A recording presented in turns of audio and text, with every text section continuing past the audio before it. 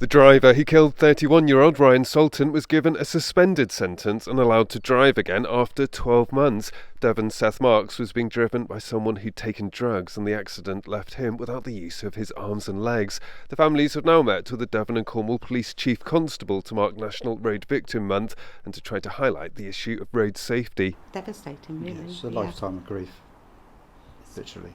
It's what you think of first thing in the morning, and you think of him to the last thing at night.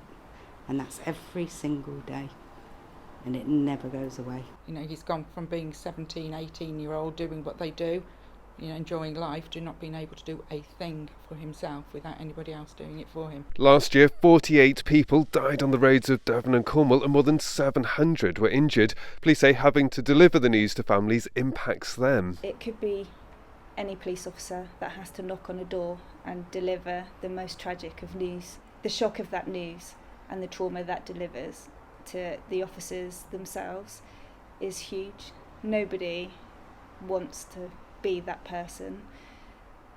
The emotions of the family are absorbed by those police officers, and those police officers then have to be supported by their colleagues and the organisation. There are many tears shed.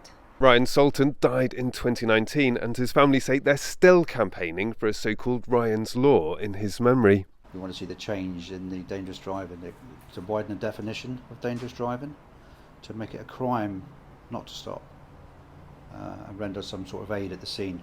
Even if it's dial 999, you know, people are fleeing the scene and leaving people literally dying in the road. He would have faced just, a longer term, even prison term, which would have felt that Ryan's life did matter. We've raised over 165,000 signatures. We've been to Parliament, we've attended the initial debate. We're now awaiting the call for evidence to then push the campaign forward into the House of Lords. And it's been a very, very long wait. So I think now's the time that we need to start putting the pressure on the government again and saying it's gone on too long, too many lives have been lost. We need to make a change now.